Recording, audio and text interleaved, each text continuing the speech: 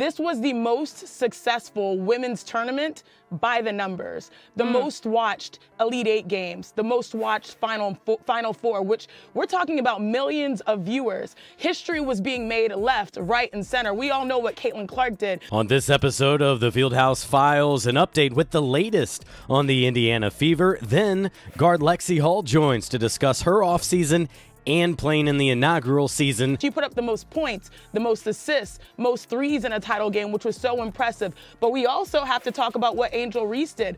34 double-doubles, the most in NCAA women's side. Talk to individuals on and around the team and tell you what you need to know.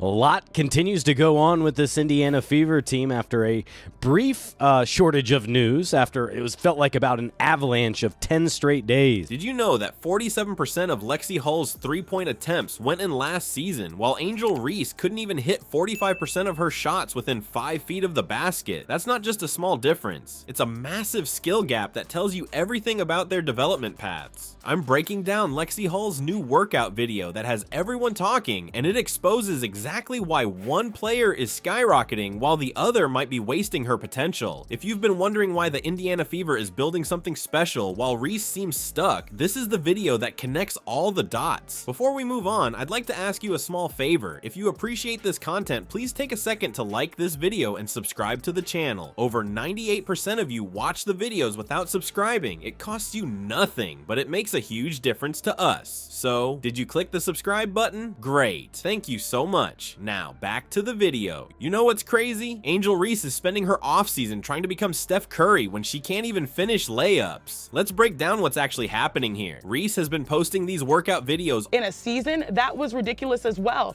But I think I start with that saying that this is good for the women's game. I mean, it takes some dogs to make that type of history, the history that I just articulated by the numbers. With some kind of Fever news, with signings, with waivings, with buyouts, it is quite a down here, certainly over the last week or so, but we still have several new news items here to discuss. And you don't really get to be a dog and get to that platform where you get to bring a national title, the first one back to LSU, without having that type of mentality, that chip on your shoulder.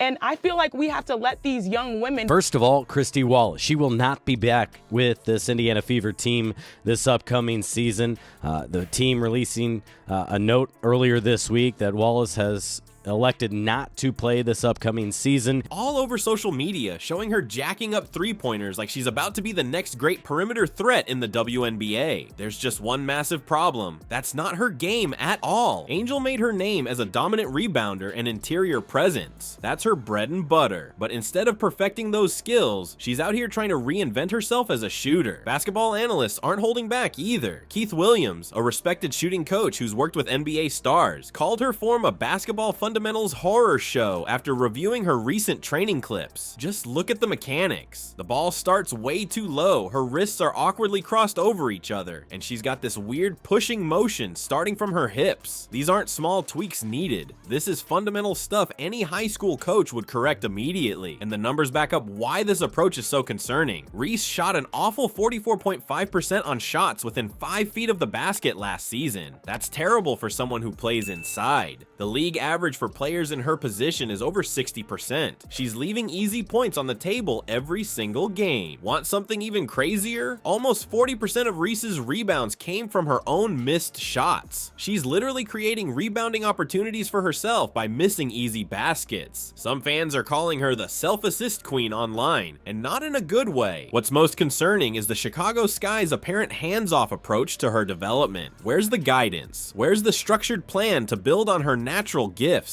Instead, Reese seems to be drifting without clear direction, focusing on flashy skills that don't match what her team needs from her. If this continues, we're watching a classic case of wasted potential in real time. Reese has incredible athleticism, length, and natural rebounding instincts, but those gifts mean nothing without proper development. The fundamental mistakes in her training approach are glaring, ignoring her core strengths, working with obviously poor technical guidance, and focusing on the wrong skills entirely. The WNBA is too competitive for this kind of unfocused development. We need to learn to embrace that side of the game because we don't discriminate when things like that happen on the other side, right? Both sides obviously did the whole "I can't see you." You mentioned it, Molly. Dealing with a personal issue, so she will not be back.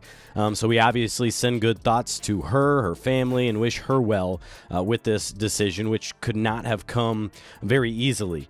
Now, for the Fever, what does it mean? And Louisville, that's what Caitlin did. Now, on the other side, we're seeing Angel do it, which is a part of her personality, part of the reason why she's really helped spearhead this change, this movement to athletes being unapologetically. Now, it means they have more cap space to utilize. And it also means in a offseason that has been full of changes, a new front office, a new coaching staff, new staff members. Players who don't maximize their natural talents get left behind fast. And with stars like Caitlin Clark raising the bar every game, the margin for error is shrinking daily.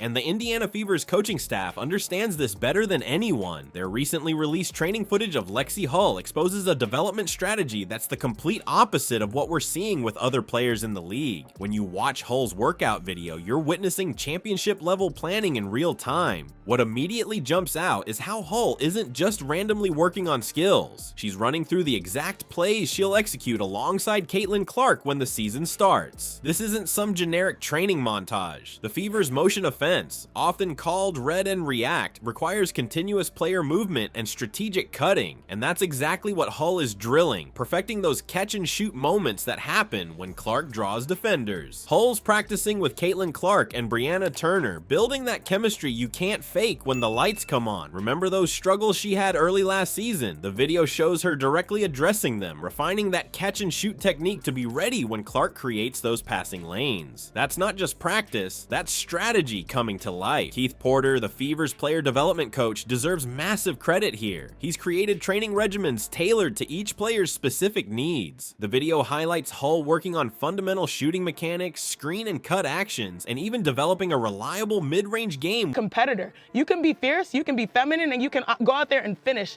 And I think we saw that on both ends. Iowa, what a tremendous season. LSU, what a tremendous season.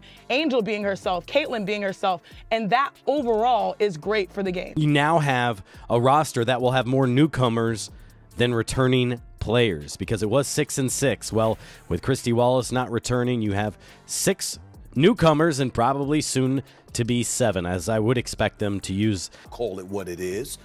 Ladies and gentlemen, I love Caitlin Clark. She's been a guest on this show. I think she's spectacular. I'm the one that's been calling her the Steph Curry of women's basketball, and she has done nothing to... that roster spot. How it will shake out, that remains to be seen. But they do have one available roster spot and some roster flexibility with cap space because of this decision. With floaters, every drill has purpose and every movement connects directly to game situations. You know what's truly impressive? Hull hit 47% of her three-pointers last season. That's not an accident. It's the direct result of this methodical approach to skill development. While some players are out there working on flashy moves they'll never use, Hull is perfecting the exact skills that complement her teammates and maximize her role. Basketball analysts aren't just noticing, they're predicting Indiana will become the league's next powerhouse because of this approach. Instead of collecting random talent, they're building something cohesive. Hull's training represents the blueprint for championship planning, focused, role-specific, and designed to create specialists who excel in complementary areas. This isn't about individual star power, it's about creating a team that's greater than the sum of its parts. The Fever are constructing a roster where everyone understands their role and masters the specific skills needed to execute it perfectly. That's sustainable success in the making.